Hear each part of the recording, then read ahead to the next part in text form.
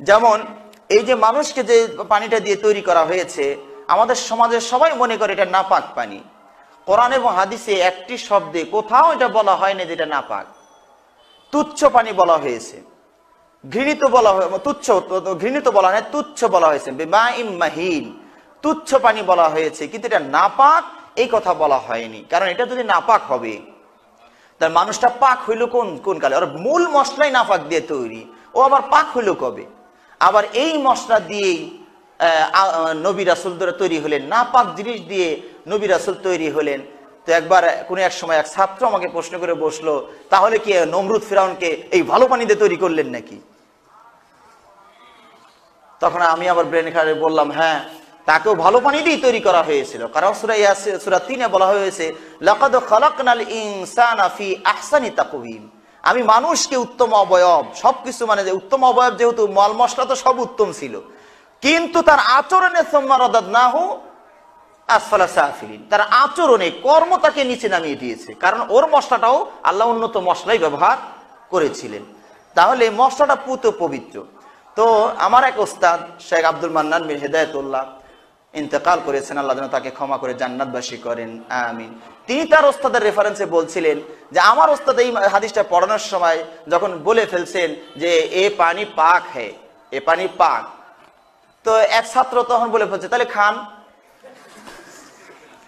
তখন ওস্তাদ রেগে গিয়েছেন, রেগে গিয়ে মাথার টুপিটা খুলে ওর দিকে ঢেল মানে বলে এ পা খায়, এ খালো। এ টেবিল সামনে যে টেবিল ছিল ওটা ধাক্কা দিয়ে বলে এ পা খায়, ইসকো কবি খালো, এ মাটি বি পা খায়, ইসকো বি খালো। পাক হলেই খেতে হবে এটা তো কথা না, রুচি হলে খাবেন, না হলে না খাবেন। হ্যাঁ, তো পাক হলেই খেতে হবে এমন কথা নয়। আরেকটি কথা না বলেই পারছি না, যেমন আমরা বললাম যে মানুষ তৈরির মশলাটা পাক, হয়তো অনেকের মনে আবার প্রশ্ন থাকতে পারে তাহলে গোসল করতে বললো কেন? ওটা বের হতে গোসল করা লাগে।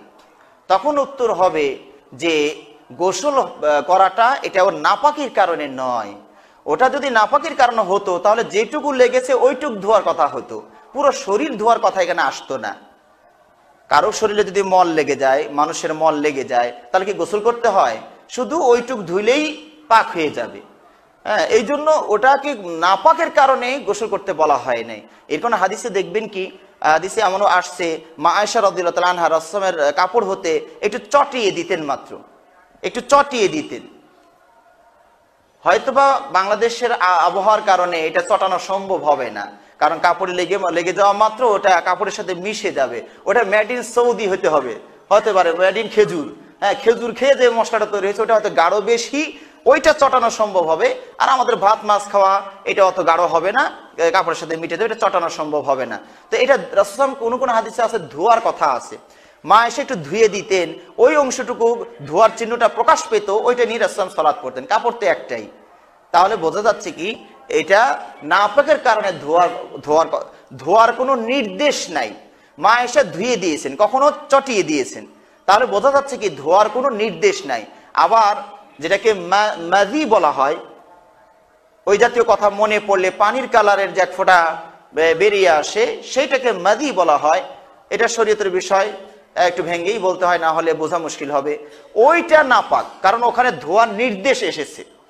ওটা যেখানে লাগবে, বিশেষ অঙ্গ অন্ডকোষ সব ধুয়ে নিতে হবে, যে জায়গায় লেগেছে ওটাও ধুয়ে নিতে হবে।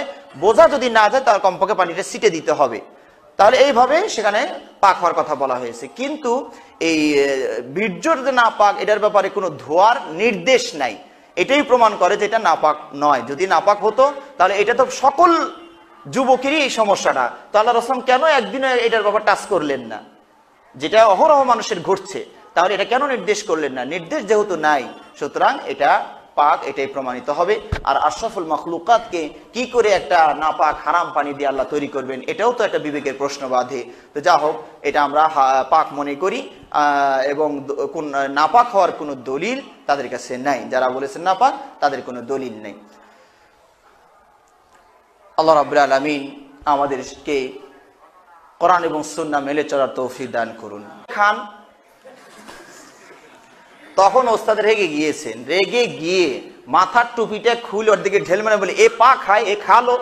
এ টেবিল সামনে যে টেবিল ছিল ওটা ধাক্কা দিয়ে বলে এ পা খায়, ইসকো কবি খালো, এ মাটি বি পা খায়, ইসকো বি খালো। পাক হলেই খেতে হবে এটা তো কথা না, রুচি হলে খাবেন, না হলে না খাবেন। হ্যাঁ, তো পাক হলেই খেতে হবে এমন কথা নয়। আরেকটি কথা না বলেই পারছি না, যেমন আমরা বললাম যে মানুষ তৈরির মশলাটা পাক, হয়তো অনেকের মনে আবার প্রশ্ন থাকতে পারে তাহলে গোসল করতে বললো কেন? ওটা বের হতে গোসল করা লাগে। তখন উত্তর হবে যে গোসল করাটা এটা ওর নাপাকির কারণে নয়। ওটা যদি নাপাকির কারণে হতো তাহলে যেটুকু লেগেছে ওইটুক ধোয়ার কথা হতো। যেমন এই যে মানুষকে যে পানিটা দিয়ে তৈরি করা হয়েছে, আমাদের সমাজের সবাই মনে করে এটা নাপাক পানি। কোরআন এবং হাদিসে একটি শব্দে কোথাও এটা বলা হয়নি যে এটা নাপাক। তুচ্ছ পানি বলা হয়েছে, ঘৃণিত বলা হয়, ঘৃণিত বলা হয়, তুচ্ছ বলা হয়েছে, বিমাইম মাহিন, তুচ্ছ পানি বলা হয়েছে, কিন্তু এটা নাপাক এই কথা বলা হয়নি। কারণ এটা যদি নাপাক হবে তার মানুষটা পাক হইল কোন কালে? ওর মূল মশলাই নাপাক দিয়ে তৈরি, ও আবার পাক হইল কবে? আবার এই মশলা দিয়েই নবী রাসূল তৈরি হলেন, নাপাক জিনিস দিয়ে নবী রাসূল তৈরি হলেন। তো একবার কোনো এক সময় এক ছাত্র আমাকে প্রশ্ন করে বসলো, তাহলে কি নমরুদ ফিরাউনকে এই ভালো পানি দিয়ে তৈরি করলেন নাকি? তখন আছে ধোয়ার কথা আছে, মা এসে একটু ধুয়ে দিতেন, ওই অংশটুকু ধোয়ার চিহ্নটা প্রকাশ পেত, ওইটা নিয়ে রাসূল সালাত করতেন। কাপড় তো একটাই। তাহলে বোঝা যাচ্ছে কি এটা নাপাকের কারণে ধোয়ার কোনো নির্দেশ নাই। মা এসে ধুয়ে দিয়েছেন, কখনো চটিয়ে দিয়েছেন, তাহলে বোঝা যাচ্ছে কি ধোয়ার কোনো নির্দেশ নাই।